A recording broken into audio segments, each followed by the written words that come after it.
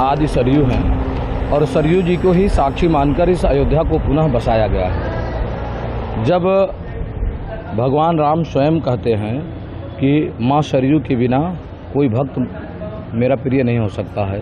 भगवान राम ने कहा है कि अवधपुरी ममपुरी सुहावन, उत्तर दिश बह सरजू पावन, जा मज्जन कर बिनहि प्रयासा, मम समीप नर पावत बासा।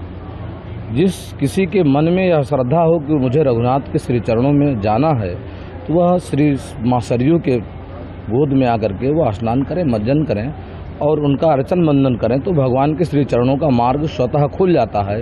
ऐसी जगत जननी माँ सरयू की यह जयंती महोत्सव चल रही है और इसमें आज उनके जयंती के अवसर पर सुबह उनका पूजन, अर्चन, बंदन, अभिषेक, पुष्पार्चन आदि करके माँ भगवती को श्री चरणों में अपनी श्रद्धा सुमन समर्पित की गई। गुरु सुबह से लाखों श्रद्धालु आज दर्शन कर रहे हैं, क्या उनकी प्राप्ति उनकी? देखिए, भगवान के दर्शन से जो भगवान के श्री चरण में आ जाता है तो ठाकुर जी का हमारे सरल स्वभाव है, शरण गए प्रभु राखी हैं सब अपराध विसार। जिस प्रकार मनुष्य कितना भी गंदा हो और वह निर्मल जल से धुलने के बाद स्वच्छ हो जाता है, तो उस प्रकार मन विचार में जो भी खराब वस्तुएं बैठी हैं वो भगवान के दर्शन प्राप्त होने से, उनके शरण में आने से उन सब चीज़ों से व्यक्ति स्वच्छ हो जाता है। और जब स्वच्छ मन स्वच्छ तन होता है तो ऐसे में वह अच्छे काम करता है और अच्छी विचारधारा उसकी जीवन भर बनी रहती है। श्री ठाकुर जी के दर्शन से, उनके चिंतन से और उनके नेत्र जैसे ही हमारे नेत्रों से मिलते हैं तो हमारी विचारधारा बहुत उच्च कोटि की हो जाती है और श्री चरणों के दर्शन के भगवान का सानिध्य का यही लाभ है। जैसे भगवान के चरित्रों का हम लोग श्रवण करते हैं तो सबसे पहले तुलसीदास जी कहते हैं कि भगवान के चरित्र को सुनकर अपने जीवन में उतारने से हम स्वयं आध्यात्मिक हो जाएंगे। क्योंकि राम जी के बारे में कहा जाता है कि प्रातः काल उठ के रघुनाथा, मातु पिता गुरु नाम ही माथा। तो जब हम भगवान के दर्शन करेंगे और उनके चरित्रों को सुनेंगे तो हमारे संस्कार बहुत उत्तम हो जाएंगे। जब संस्कार उत्तम हो जाएगा तो हमारा परिवार उत्तम हो जाएगा और जब परिवार उत्तम हो जाएगा तो वह देश उत्तम हो जाएगा और इसी के साथ राम राज्य की परिकल्पना साकार होते दिखाई देगी। आपसे किया है, क्या है, कैसे कैसे? निश्चित रूप से माँ सरजू जी का जन्मोत्सव विगत वर्ष 2013 से मनाया जा रहा है। वर्ष 2017 से लेकर के अभी तक इसकी भव्यता और दिव्यता उत्तर प्रदेश सांस्कृतिक विभाग, पर्यटन विभाग के द्वारा संस्थान को सहयोग मिल रहा है।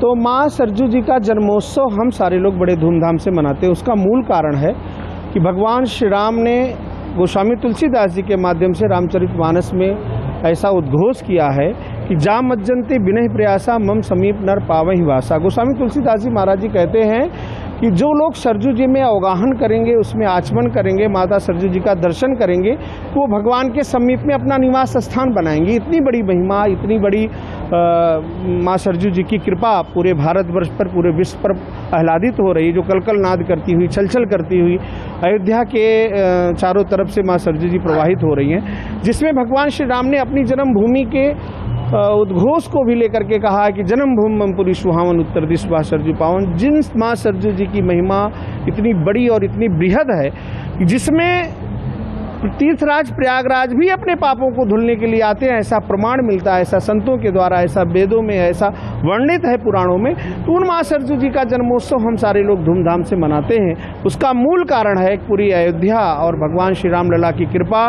पूरे अयोध्या वासियों की कृपा, माँ सरजू जी की कृपा पूरे भारत पे रहे, ऐसा विचार करके संस्थान ने ये निर्णय लिया माँ सरजू जी का अभिषेक, माँ सरजू जी का पूजन, माँ सरजू जी की जयंती भव्य दिव्य रूप से मनानी चाहिए। कौन कौन से संत उपस्थित रहे और किस चीज़ से अभिषेक किया गया, कैसे? जिसमें 1.25 कुंटल दूध से माँ सरजू जी का अभिषेक, पुष्पों से पुष्पांजलि जो होता है, तो निश्चित रूप से पुष्पार्चन हुआ और आरती हुई माँ सरजू जी की, जो अभिषेक के बाद होती है, जिसमें जगत गुरु श्री राम दिनेशाचार्य जी महाराज जी, कृपारू रामभूषण दास जी महाराज जी बड़ी जगह, तुलसीदास छावनी के महंत जी श्री जनार्दन दास जी महाराज जी और 12 भाई डांडिया के महामंडलेश्वर गिरीश दास जी महाराज जी, व्यास जी, जो मनोज अवस्थी जी यहाँ कथा कर रहे हैं। सप्तदिवसीय 7 दिनों तक माँ सरजू जी का उत्सव मनाया जाएगा। इसलिए सप्तदिवसीय अब की बार किया गया क्योंकि 12वां सरजू जयंती महोत्सव था।